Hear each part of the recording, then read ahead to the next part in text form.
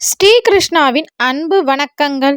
நடக்கவிருக்கும் சந்திர கிரகணத்தால் மிகப்பெரிய அதிர்ஷ்டத்தை அனுபவிக்கப் போகும் 5 ராசிக்காரர்கள் யார் யார் மற்றும் கவனமாக இருக்க வேண்டிய மற்றும் பரிகாரம் செய்ய வேண்டிய 3 ராசிக்காரர்கள் யார் யார் அப்படிங்கிறத பற்றி தான் இந்த வீடியோவில் தெளிவாக நம்ம பார்க்க போகிறோம். முதல்ல சந்திர கிரகணம் எப்போ வருகின்றது அப்படின்னு பார்த்தீங்கன்னா மார்ச் 3ஆம் தேதி செவ்வாய்க்கிழமை மாலை 3:20 மணிக்கு கிரகணம் ஆரம்பித்து கிரகணம் முடியும் நேரம் மாலை 6:47 கிரகணம் முடிகின்றது. இந்த நேரத்தில் பொதுவாக நம்ம செய்ய வேண்டிய விஷயங்கள் என்ன அப்படின்னு பார்த்தீங்கன்னா கிரகணம் ஆரம்பிப்பதற்கு 2 மணி நேரத்திற்கு முன்பாகவே சமைத்து முடித்திட வேண்டும்.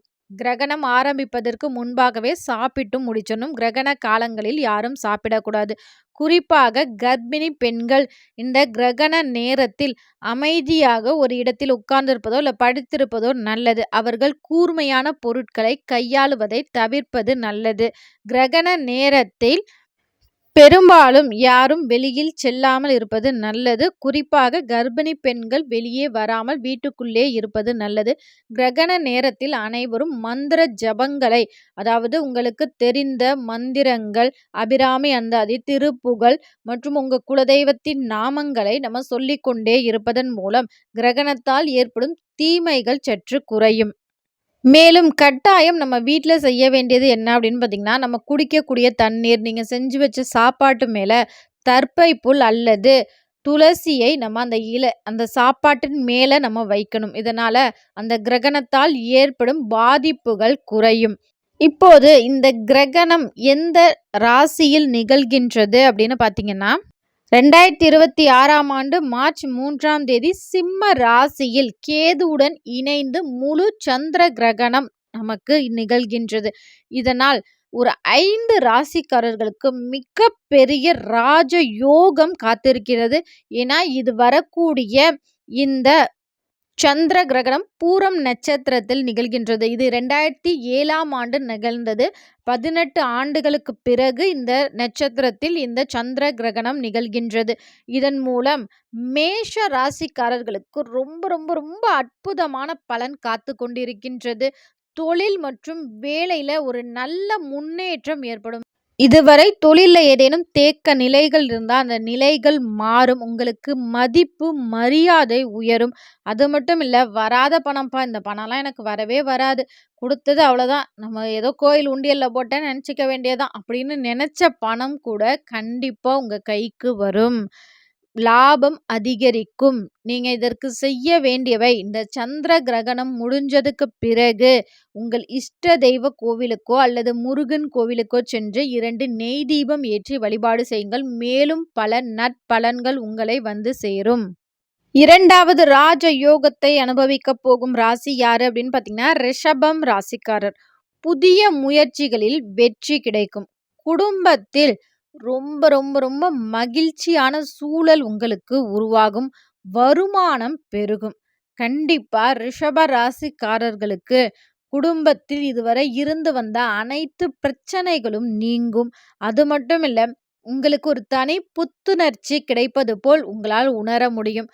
இந்த பலன்கள் மேலும் அதிகரிக்க நீங்கள் என்ன செய்ய வேண்டும் அப்படின்னு பார்த்தீங்கன்னா இந்த கிரகணம் முடிந்தவுடன் அருகில் இருக்கிற சிவாலயங்களுக்கு சென்று உங்களால் முடிந்த தானங்களை செய்வது மேலும் பல நற்பலன்களை உங்களுக்கு கட்டாயம் இரட்டிப்பாக்கும். அடுத்ததாக 3வது ராசிக்காரர் யாரு அப்படின்னு பார்த்தீங்கன்னா மிதுனம் ராசிக்காரர். மிதுன ராசிக்காரர்களுக்கு நீண்ட நாள் ஆசை, இந்த ஆசைலாம் எனக்கெல்லாம் நிறைவேறுமாப்பா அப்படின்னு நினைச்ச ஆசை கூட உங்களுடைய நீண்ட நாள் ஆசை நிறைவேறும். அது மட்டும் இல்லை, வெளிநாடு பயணத்திற்கு வெளிநாட்டுக்கு செல்ல முயற்சி செய்யக்கூடிய மிதுன ராசிக்காரர்களுக்கு அந்த வெளிநாட்டு பயண யோகம் கட்டாயம் கைகூடும்.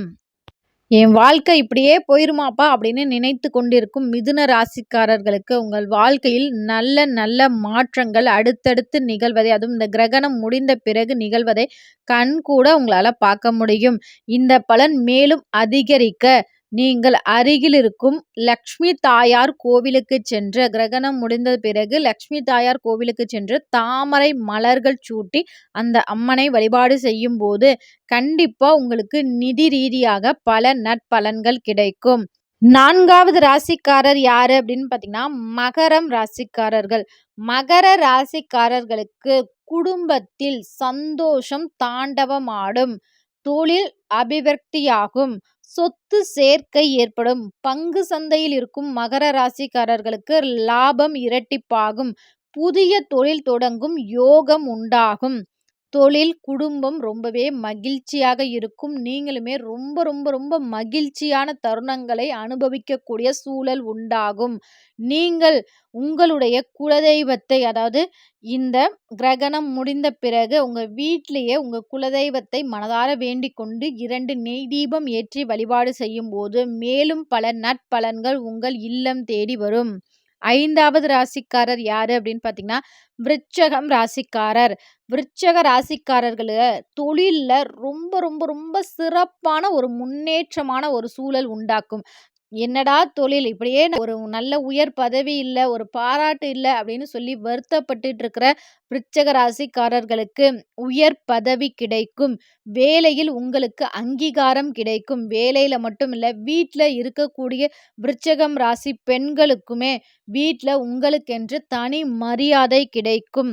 நிதி நெருக்கடி எல்லாம் நீங்க போகின்றது. உங்க கையில தாறுமாறா பணப்புழக்கம் வரப்போகின்றது. இந்த பலன்கள் அனைத்தும் இரட்டிப்பாக நீங்கள் இந்த கிரகணம் முடிந்த பிறகு உங்களால் முடிந்த தானங்களை பறவைகளுக்கு செய்யுங்கள். மாலை பொழுதாயிரும். மாலை பொழுதுல பறவைகள் அனைத்தும் அதோட கூட்டுக்கு சென்றுவிடும். மறுநாள் காலையிலயாவது உங்க வீட்டு மொட்டை மாடியிலயோ இல்ல உங்க வீட்டு பக்கத்துலயோ உங்களால முடிந்த தானங்களை பறவைகளுக்கு வையுங்கள். மேலும் பல பலன்கள் நற்பலன்கள் உங்களை வந்து சேரும்.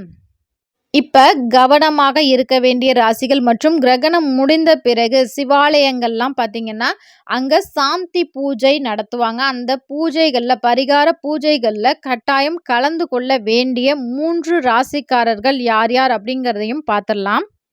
சிம்மம் ராசிக்காரர். கிரகணம் உங்க ராசியிலே நிகழ்வதனால மன அழுத்தம், குழப்பம், உடல் ஆரோக்கியத்தில் பாதிப்பு இதெல்லாம் ஏற்படும். அதனால கிரகணம் முடிந்தவுடன் உங்க வீட்டையும் சுத்தப்படுத்தி நீங்களும் குளித்து முடித்துவிட்டு அருகில் இருக்கிற சிவாலயங்கள்ல அந்த பரிகார பூஜைகள்ல கட்டாயம் கலந்துக்கோங்க.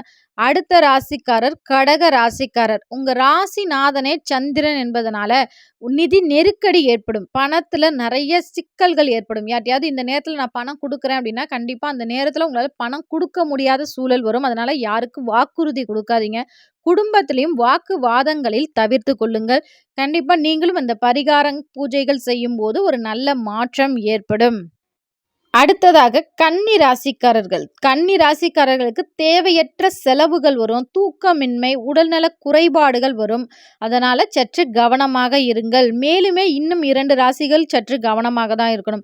அதுல ஒன்று கும்ப ராசிக்காரர்கள். ஏன்னா அவர்கள் ராசிக்கு 7ஆம் இடத்தில் கிரகணம் நிகழ்வதால் உங்கள் வாழ்க்கை துணையுடன் குடும்பத்தாருடன் வாக்குவாதங்களை தவிர்ப்பது நல்லது. அடுத்ததாக மீனம் ராசிக்காரர். மீன ராசிக்காரர்களுக்கு எதிரிகளால் தேவையற்ற பிரச்சனைகள் வரும். அதனால் சற்று கவனமாக இருங்கள். இந்த 5 ராசிக்காரர்களுமே கிரகணம் முடிந்தவுடன் உங்கள் வீட்டை சுத்தப்படுத்திட்டு நீங்களும் குளித்துவிட்டு அருகில் இருக்கிற சிவாலயங்களுக்கு சென்று பரிகார பூஜைகள் செய்து கொள்ளுங்கள். நல்ல மாற்றம் ஏற்படும். இந்த வீடியோ உங்களுக்கு பிடிச்சிருந்தா ஓம் முருகா அப்படிங்கிற கமெண்ட்ஸை மறக்காம எங்களோட கமெண்ட் செக்ஷன்ல ஷேர் பண்ணிக்கோங்க. இந்த வீடியோவுக்கு மறக்காம ஒரே ஒரு லைக் மட்டும் பண்ணுங்க. இது உங்கள் ஸ்ரீ கிருஷ்ணா யூடியூப் சேனல். நன்றி, வணக்கம்.